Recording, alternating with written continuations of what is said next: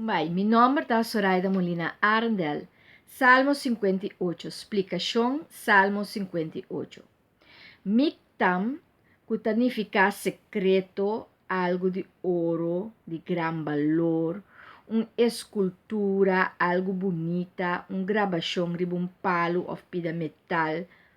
Na Holandês, nós tabisa is aqui mooi graveerwerk op bouwkunstwerk.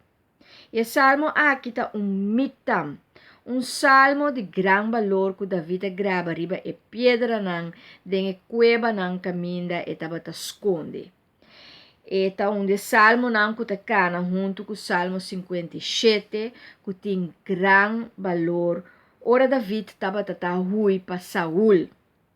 David haya a oportunidade para matar Saul, pero ele avisa Abishai para não mata Saul. E dem promessa Samuel, capítulo 26, versículo 9, e avisa, pues, nos poleza de essa que caminha avisa não destruir Saul e sua gente não. David tapapia over de corrupção. Corrupção, algo grave. Juez nang imandatário nang corrupto, es nang na lado de Saul. Eta comparanan com bestia nan peligroso, maneira culebra, maneira leão. Eta descrevi e gente nan aqui, eta chama Deus para take care de tipo de gente nan aqui. David te quer de Deus sua justiça e sa cupa gente justo tem justiça.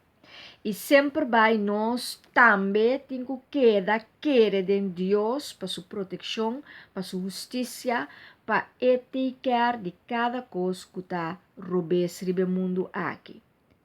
Que tem corrupção. A gente está escolhendo para esse tipo de ação aqui. Pero nós temos que pedir a Deus para etiquetar de tipo de gente aqui que está esse tipo de ação aqui. Para assim por reina prosperidade verdadeira, felicidade verdadeira e paz. Enjoy the journey.